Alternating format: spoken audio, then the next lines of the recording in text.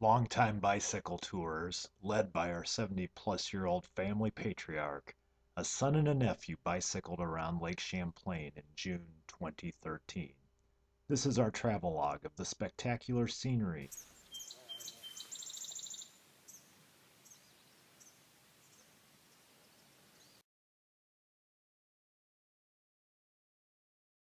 connections to history,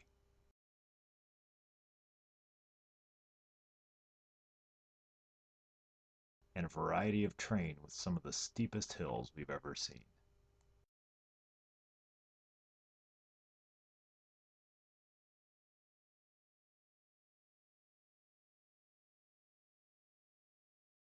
We started our trip in Whitehall, New York, visiting the hull of the 1812 warship, heading north on 22 to Fort Ticonderoga.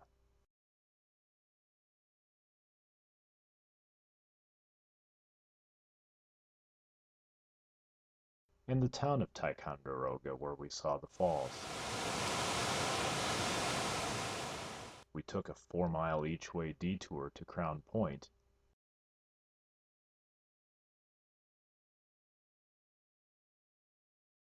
before camping at the city park and marina in Westport.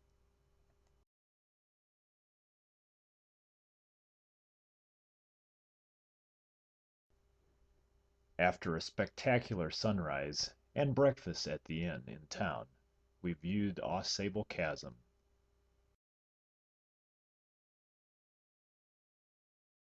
We made the largest and steepest climb of nearly 1,000 feet, and all the while seeing stone walls in between our steep climbs. We camped at Cumberland Bay State Park, north of Plattsburgh, after picking up some groceries.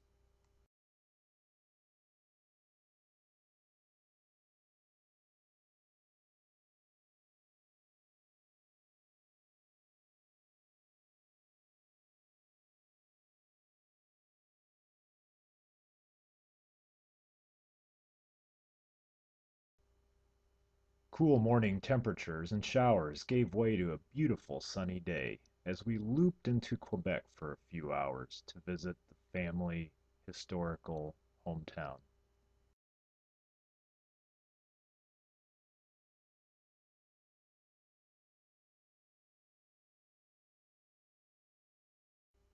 Back in New York, we rolled through Rouse's Point into Vermont.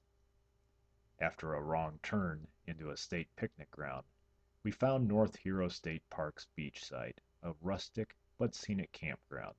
There was no water, but some spectacular scenes. After waking to loons and other bird calls and breakfast at an inn in Grand Isle, we got tangled in a haphazard signage north of Burlington. Our plans to make Button Bay State Park ran out of light as we made Virgins. We settled into the Strong House bed and breakfast, although afterwards we learned we could have made a private campground just west of town.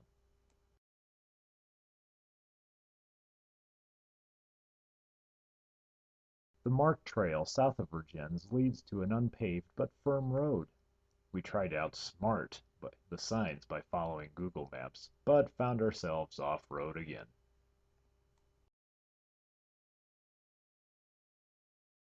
We had a great lunch in Orwell before hitting more unpaved roads and county roads to avoid the shoulderless 22A into Whitehall.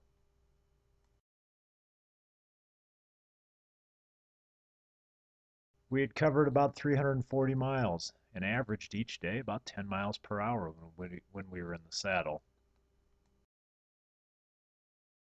Since the Champlain Bikeway map is currently unavailable due to funding and copyright issues, here is what one of us would have done for an itinerary if we had to do it over again. The New York side is well marked and mapped. It gets complicated in Vermont with the need to stay off busy roads